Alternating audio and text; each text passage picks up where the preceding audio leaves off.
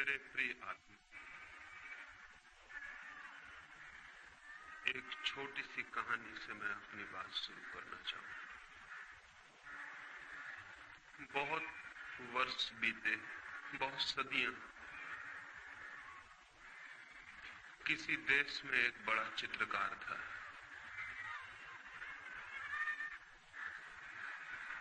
वो जब अपनी युवावस्था में था, उसने सोचा कि मैं एक ऐसा चित्र बनाऊं जिसमें भगवान का आनंद झलकता हो। मैं ऐसी दो आंखें चित्रित करूं जिनमें अनंत शांति झलकती हो। मैं ऐसे एक व्यक्ति को खोजूं, एक ऐसे मनुष्य को जिसका चित्र जीवन के जो पार है, जगत से जो दूर है, उसकी खबर लाता हो। और वो अपने देश के गांव-गांव घूमा, जंगल जंगल उसने छाना, उस आदमी को जिसकी प्रतिछवि वो बना सके।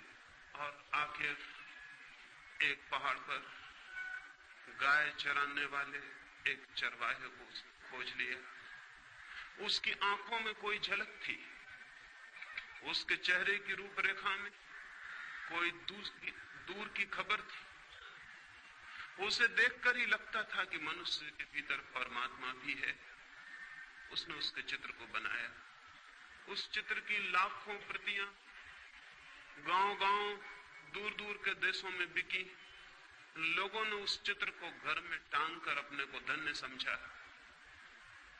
फिर 20 वर्ष बाद वो चित्रकार बूढ़ा हो गया था और उस चित्रकार को एक ख्याल और आया। जीवन भर के अनुभव से उसे पता चला था कि आदमी में भगवान ही अगर अकेला होता तो ठीक था, आदमी में शैतान भी दिखाई पड़ता है। उसने सोचा कि मैं एक चित्र और बनाऊं जिसमें आदमी के भीतर शैतान की छवि हो, तब मेरे दोनों चित्र पूरे मनुष्य के चित्र बन सकेंगे। वो फिर गया बुढ़ापे में, जुआ घरों में, शराब खानों में, पागल घरों में। उसने खोजबीन की उस आदमी की जो आदमी ना हो, शैतान हो, जिसकी आंखों में नरक की लपटें जलती हों, जिसके चेहरे की आकृति उस सब का स्मरण दिलाती हो जो अशुभ है, कुरूप है, असुंदर है। वो पाप की प्रतिमा की खोज में निकला। एक प्रतिमा उसने परमात्मा की बनाई थी, वो एक प्रतिमा पाप की भी बनाना चाहता था। और बहुत खोजने के बाद एक कारागृह में उसे एक कैदी मिल गया जिसने 7 हत्याएं की थी और जो थोड़े ही दिनों बाद मृत्यु की प्रतीक्षा कर रहा था, फांसी पर लटकाया जाने को। उस आदमी की आंखों में नरक के दर्शन होते थे, घृणा जैसे साक्षात थी। उस आदमी की चेहरे की रूपरेखा ऐसी थी कि वैसा कुरूप मनुष्य खोजना मुश्किल था। उसने उसके चित्र को बनाया। जिस दिन उसका चित्र बन के पूरा हुआ, वो अपने पहले चित्र को भी लेकर कारागृह में आया और दोनों चित्रों को पास पास रख के देखने लगा कि कौन सी कलाकृति श्रेष्ठ बनी। तय करना मुश्किल था। चित्रकार खुद भी मुग्ध हो गया था। दोनों ही चित्र अद्भुत थे। कौन सा श्रेष्ठ था? कला की दृष्टि से यह तय करना मुश्किल था। और तभी उस चित्रकार को पीछे किसी के रोने की आवाज सुनाई पड़ी। लौट के देखा तो वो कैदी जंजीरों में बंधा रो रहा है जिसकी उसने तस्वीर बनाई थी।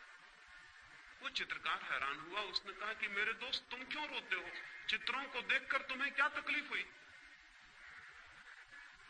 उस आदमी ने कहा, मैंने इतने दिन तक छिपाने की कोशिश की, लेकिन आज मैं हार गया हूं।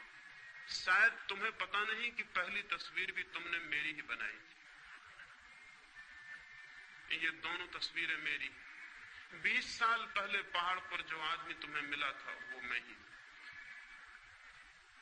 और इसलिए रोता हूं कि मैंने 20 साल में कौन सी यात्रा कर ली, स्वर्ग से नरक की, परमात्मा से पाप की। पता नहीं ये कहानी कहां तक सच हो या ना हो, लेकिन हर आदमी के जीवन में 2 तस्वीरें हैं। हर आदमी के भीतर शैतान है और हर आदमी के भीतर परमात्मा भी, और हर आदमी के भीतर नरक की भी संभावना है और स्वर्ग की भी। हर आदमी के भीतर सौंदर्य के फूल भी खिल सकते हैं और कुरूपता के गंदे डबरे भी बन सकते हैं। प्रत्येक आदमी इन दो यात्राओं के बीच निरंतर डोल रहा है। ये दो छोर हैं जिनमें से आदमी किसी को भी छू सकता है, और अधिक लोग नरक के छोर को छू लेते हैं, और बहुत कम सौभाग्यशाली हैं जो अपने भीतर परमात्मा को उखाड़ पाते हो। क्या हम अपने भीतर परमात्मा को उखाड़ पाने में सफल हो सकते हैं? क्या हम वो प्रतिमा बनेंगे जहां परमात्मा की झलक मिले? ये कैसे हो सकता है? इस प्रश्न के साथ ही आज की दूसरी चर्चा में शुरू करना चाहता हूं। ये कैसे हो सकता है कि आदमी परमात्मा की प्रतिमा बने? ये कैसे हो सकता है कि आदमी का जीवन एक स्वर्ग बने, एक सुवास, एक सुगंध, एक सौंदर्य? ये कैसे हो सकता है कि मनुष्य उसे जान ले जिसकी कोई मृत्यु नहीं? ये कैसे हो सकता है कि मनुष्य परमात्मा के मंदिर में प्रविष्ट हो जाए? होता तो उल्टा है। बचपन में हम कहीं स्वर्ग में होते हैं और बूढ़े होते होते नरक तक पहुंच जाते हैं। होता उल्टा है।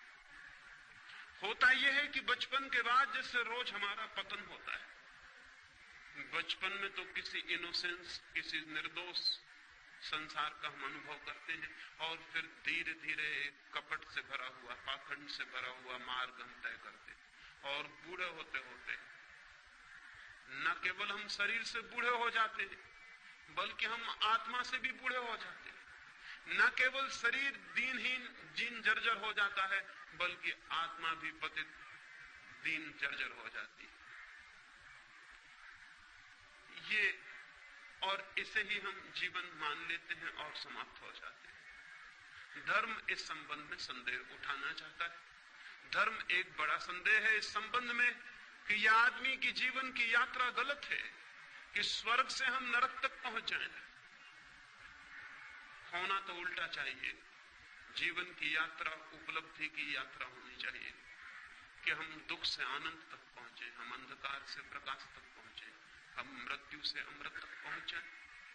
प्राणों के प्राण की अभिलाषा और प्यास भी वही है। प्राणों में एक ही आकांक्षा है कि मृत्यु से अमृत तक कैसे पहुंचे। प्राणों में एक ही प्यास है कि हम अंधकार से आलोक को कैसे उपलब्ध हो। प्राणों की एक ही मांग है कि हम असत्य से सत्य तक कैसे जा सकते हैं। निश्चित ही सत्य की यात्रा के लिए, निश्चित ही स्वयं के भीतर परमात्मा की खोज के लिए व्यक्ति को ऊर्जा का एक संग्रह चाहिए, कंजर्वेशन चाहिए। व्यक्ति को शक्ति का एक संवर्धन चाहिए। उसके भीतर शक्ति इकट्ठी हो कि वो शक्ति का एक स्रोत बन जाए, तभी व्यक्तित्व को स्वर्ग तक ले जाया जा सकता है। स्वर्ग निर्बलों के लिए नहीं है। जीवन के सत्य उनके लिए नहीं है जो दीनहीन हो जाते हैं शक्ति को खोकर, जो जीवन की सारी शक्ति को खो देते हैं और भीतर दुर्बल और दीन हो जाते हैं। वे यात्रा नहीं कर सकते। उस यात्रा पर चढ़ने के लिए, उन पहाड़ों पर चढ़ने के लिए शक्ति चाहिए, और शक्ति का संवर्धन धर्म का सूत्र है। शक्ति का संवर्धन, कंजर्वेशन ऑफ एनर्जी। कैसे शक्ति इकट्ठी हो कि हम शक्ति के उबलते हुए भंडार हो जाएं, लेकिन हम तो दीनहीन जन हैं। सारी शक्ति खोकर हम धीरे धीरे निर्बल होते चले जाते, सब खो जाता है, भीतर रिक्तता रह जाती है, खाली, भीतर एक खालीपन के अतिरिक्त और कुछ भी नहीं छूटता। हम शक्ति को कैसे खो देते हैं। मनुष्य का शक्ति को खोने का सबसे बड़ा द्वार सेक्स है। काम मनुष्य की शक्ति के खोने का सबसे बड़ा द्वार है, जहां से वो शक्ति को खोता है। और जैसे मैंने कल आपसे कहा, कोई कारण है जिसकी वजह से वो शक्ति को खोता है। शक्ति को कोई भी खोना नहीं चाहता है। कौन शक्ति को खोना चाहता है? लेकिन कुछ झलक है उपलब्धि की, उस झलक के लिए आदमी शक्ति को खोने को राजी हो जाता है। काम के क्षणों में कुछ अनुभव है, उस अनुभव के लिए आदमी सब कुछ खोने को तैयार हो जाता है। अगर वो अनुभव किसी और मार्ग से उपलब्ध हो सके तो मनुष्य सेक्स के माध्यम से शक्ति को खोने को कभी भी तैयार नहीं हो सकता। क्या और कोई द्वार है उस अनुभव को पाने का? क्या और कोई मार्ग है उस अनुभूति को उपलब्ध करने का, जहां हम अपने प्राणों की गहरी से गहराई में उतर जाते हैं, जहां हम जीवन का ऊंचा से ऊंचा शिखर छूते हैं, जहां हम जीवन की शांति और आनंद की एक झलक पाते हैं? क्या कोई और मार्ग है? क्या कोई और मार्ग है अपने भीतर पहुंच जाने का? क्या स्वयं की शांति और आनंद के स्रोत तक पहुंच जाने की और कोई सीढ़ी है? अगर वो सीढ़ी हमें दिखाई पड़ जाए तो जीवन में एक क्रांति घटित हो जाती है।